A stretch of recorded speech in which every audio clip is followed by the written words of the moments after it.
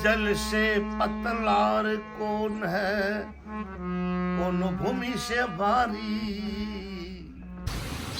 तो जैसलमेर की एक और देखने वाली जगह, पीछे जो आप ये मंदिर देख रहे हैं, ये लोद्रवा का जैन मंदिर है, श्वेतांबर जैनों का मंदिर है ये। इस मंदिर की खासियत है कि ये इसी फॉर्म में, एग्जैक्टली इसी शेप में हजारों साल पहले था। फिर मोहम्मद गौरी आया, उसने, उसकी पता नहीं हिंदू और जैन आस्था से क्या लड़ाई थी, पता तो है क्या लड़ाई थी, और उसने फिर इस मंदिर को तोड़ दिया और इसकी जितनी मूर्तियां हैं, अंदर जाके आप देखेंगे जितनी भी मूर्तियां हैं, उस सारों को डिफेस कर दिया है उसने। मतलब दिल में उसके कितने नफरत रही होगी। फिर बाद में जैनों ने इस मंदिर को रिकंस्ट्रक्ट किया और उस पुराने मंदिर के मलबे से निकाल के जो नए मंदिर हैं, नए जो पुरानी मूर्तियां, जो डिफेस्ड मूर्तियां हैं, उसको इसके वॉल में लगाया हुआ है, ये दर्शाने के लिए कि कितना ज्यादा उस बंदे के दिल में नफरत था। और काफी खूबसूरत मूर्तियां हम अंदर जाके आपको दिखाएंगे। और ये यही मैं बार बार कहता हूं कि अभी तक, अब जाके इन्होंने हटाया है, अभी तक हमारे बच्चों को जो पढ़ाया जाता था उसमें ये पढ़ाया जाता था कि मुगल ग्रेट थे, उन्होंने हिंदुस्तान के लिए, जो बाहर से इन्वेडर आए थे, उन्होंने दुनिया के, हिंदुस्तान के लिए बहुत कुछ किया है, कद्दू नहीं किया उन्होंने, सिर्फ लूटा है और तोड़ा है। ये मंदिर अंदर दिखेगा, ये एक लोटस की शेप में बिल्ट मंदिर है, इसमें कई प्राचीन मूर्तियां हैं। एंड आर्किटेक्चर बोल के फायदा नहीं है, अंदर देखते हैं। Beautiful is the word, let's go. ये एक धार्मिक आस्था है। अभी कुछ सालों पहले न्यूज़ में बहुत चला था केरला के एक मंदिर के बारे में, पर ये काफ़ी मंदिरों में पाया जाता है। और ऐसा कौन सा भयानक बात बोल दिया यार, ठीक है। मंदिर दिखाया था वहाँ पे जैन मंदिर में, तोरण का जो आपको मैंने जिक्र किया था, ये आप जो तोरण देख रहे हो, इसके अंदर आपको कोई भी मूर्ति जीवित नहीं मिलेगी।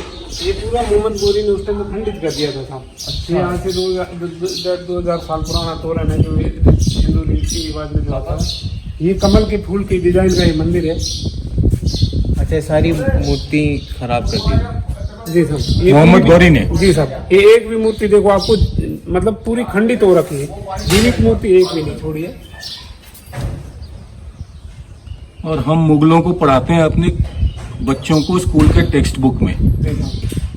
उन्होंने हिंदू पूरी देव देवताओं की पूरी मूर्तियां नष्ट कर दी। नॉनसेंस यार, हाँ?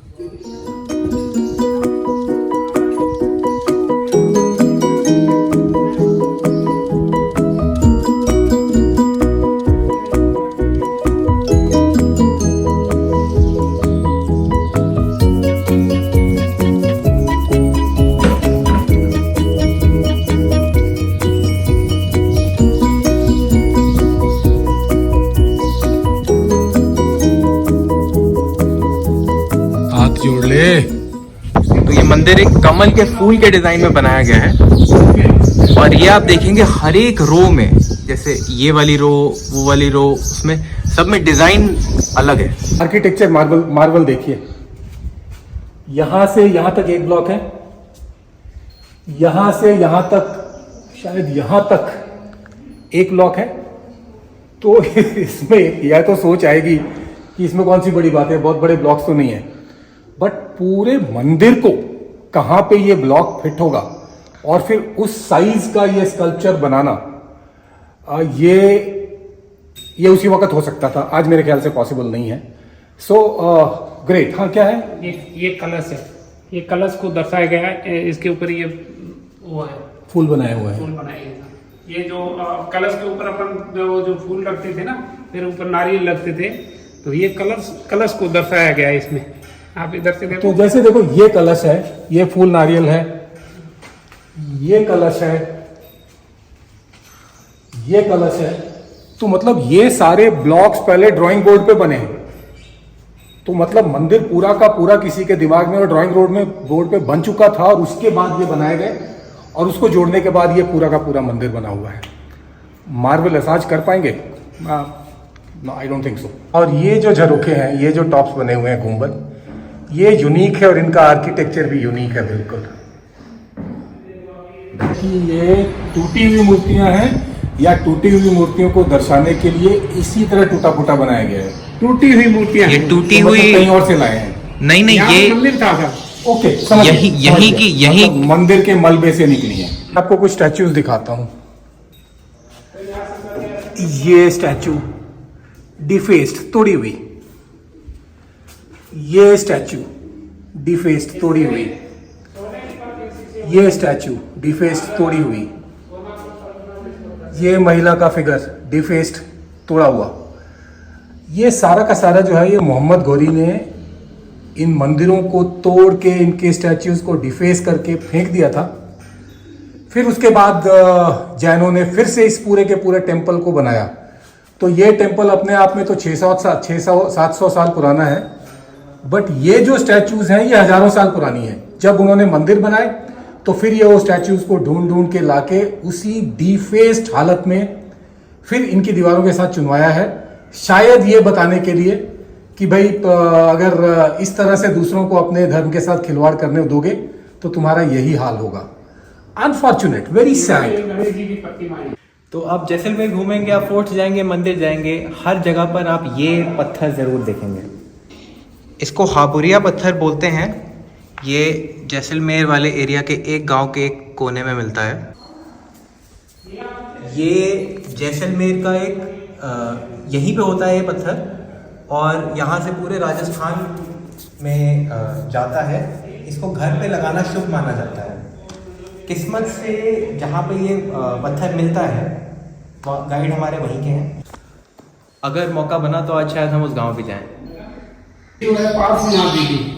जैनों के जो 23वें तीर्थंकर है उनकी मूर्ति है। ये जो मूर्ति है इसकी खासियत ये कस्तूरी पत्थर की बनी हुई है। इसको जो है ये मूर्ति और एक बाहर मूर्ति, बाप और लड़के दोनों ने पूरी अपने जीवन काल में ये दो ही मूर्तियां बनाई थी। जब वहां से गुजरात से लेके यहाँ पे आए थे तो यहाँ पे जैसलमेर के जो जैन थे उन्होंने बोला कि मूर्तियां हमें दे दो, तो इस मूर्ति के बराबर उनको सोना तोल के दे दिया था। जितना इस मूर्ति का वजन था उसके बराबर उनको जो वहाँ मिस्त्री थे उनको सोना दिया गया था। तो ये कल्पवृक्ष सतयुग का है।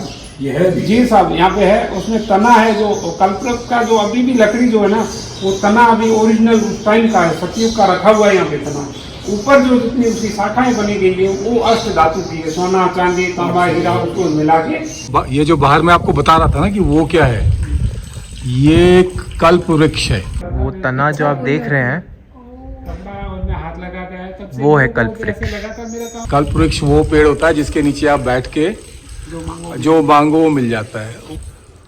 ऊपर का जो पोर्शन है ऑफ कोर्स वो अष्ट धातु का रिसेंटली कंस्ट्रक्टेड है, बट ये यहाँ पे प्रिजर्व्ड है और यहाँ पे मान्यता बहुत है इसकी, बहुत मानते हैं लोग। ये आप कैमरे देख रहे होंगे, इसको साल में एक बार खोला जाता है और कैमरों की निगरानी में। और ये जो आप झंडा देख रहे हैं ये होता है ऑक्शन। पिछली बार क्या बताया था वो कितने में? 3,21,000 का। 3,21,000 में पिछला झंडा ऑक्शन हुआ था। ये जो मैंने आपको बताया था इस मंदिर का निर्माण हुआ था, जो खुदाई हुई थी, साहब ने वो काफी बार वीडियो देख रखे हैं। ये उस साइड में जो ये सांप का अभी ये सांप जो प्रेजेंट जो आप देख रहे हो ये सांप यहीं से, और 400 साल से सभी यहाँ पे इनको देख रहे थे। कटोरी है, इसमें ये दूध के मार्क आप देख रहे हैं। ये जो बना हुआ कार्विंग ये सांप का है, और ये जगह है ये यहाँ पे, काटना मत बॉस, यहाँ पे एक जगह बनी हुई है जहाँ कहते हैं कि एक इच्छाधारी सांपों का जोड़ा रहता है। रात को दूध यहाँ पे ला के रखा जाता है और सुबह वो दूध यहाँ पे खत्म हो जाता है। मानने वाली बात है, मानना है मानो, नहीं मानना है मत मानो, बट इस बात को तो मानोगे ना कि जब 400, 500, 600 साल पहले ये मंदिर बनाया गया था तो ये जगह छोड़ी गई थी इन सांपों के रहने के लिए। और ये दूध का कटोरा ये कहते हैं कि ये खत्म हो जाता है, मुझे मानने में कोई प्रॉब्लम नहीं है।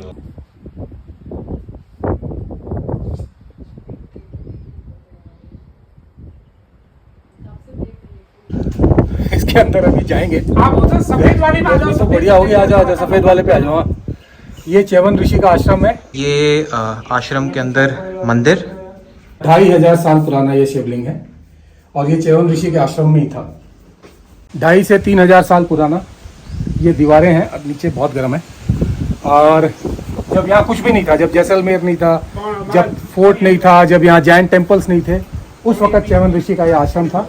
ये उसका ओरिजिनल फॉर्म है और जो पीछे हमने देखा है वो तो अब धीरे धीरे मॉडिफाई करके हो चुका है। इधर एक और चीज दिखाता हूँ। पुरानी मूर्तियाँ? ये उस टाइम की या उस वक्त की, पता नहीं किस वक्त की है, बट बहुत ज़्यादा पुरानी मूर्तियाँ हैं। वो पत्थर पे आप देखो किस तरह का स्कल्पचर बना हुआ है, या नेचुरल है, आई डोंट नो। बट फिर जैसलमेर ये सब नहीं देखा तो क्या जैसलमेर देखा। बाबर च्यवनप्राश, पतंजलि च्यवनप्राश, दुनिया भर के च्यवनप्राश।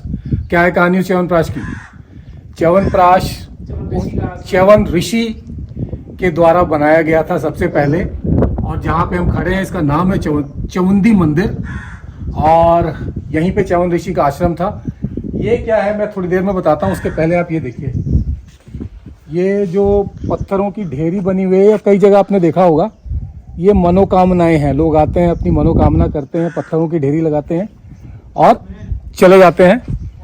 ये जो पीछे जगह है, ये जो मंदिर है, इसके पीछे का इलाका बिल्कुल बियाबान इलाका था, और हमारी हिंदू किंवदंती फोकलोर ये कहता है कि जब शिव भगवान ने गणेश का सर काटा था, तो उनका सर उत्तराखंड में काटा था और वाकई यहाँ पे गिरा था, जिनकी आस्था में ये मंदिर यहाँ पे है। तो जो हिंदू माइथोलॉजी की बात होती रहती है, एक चीज मैं घूमते घामते ये देख रहा हूँ कि हिंदुस्तान के किसी भी कोने में चले जाओ, जो माइथोलॉजी का कनेक्ट है वो एक ही है।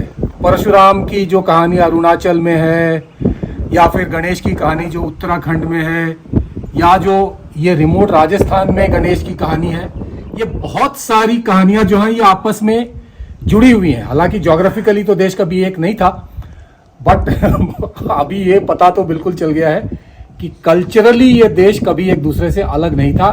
That's probably the reason why we are today together.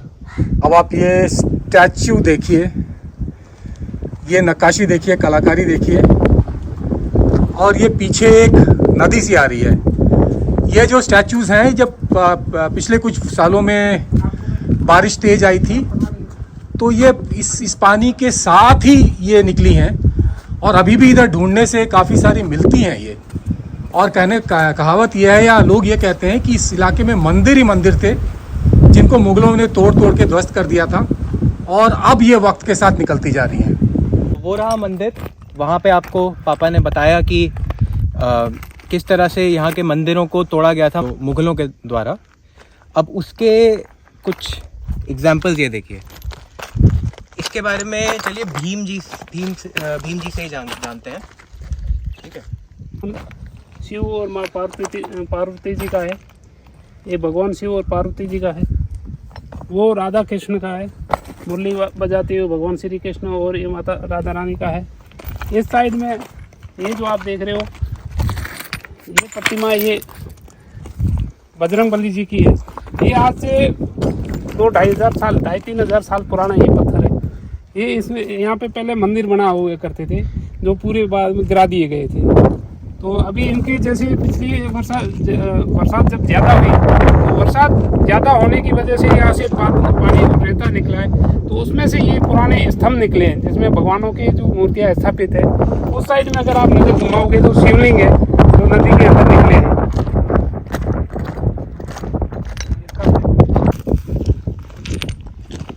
ये बताने की जरूरत तो नहीं है ना ये क्या है, बट यहाँ इसको किसी ने स्थापित नहीं किया है।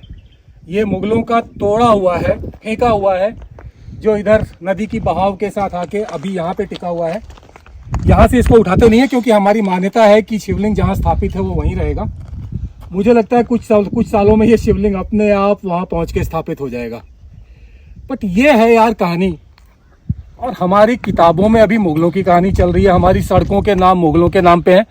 ये सब किया था उन्होंने, बकवास। मेरे को नहीं पता है कि ये जैसलमेर या उसके आसपास के इलाकों का वीडियो मैं कितने सीरीज में डाल पाऊंगा। ये अपने आप में एक सीरीज है। अगर ये वीडियो यहाँ पे ख़त्म होता है तो फिर मिलते हैं। जय हिंद, जय भारत, वंदे मातरम।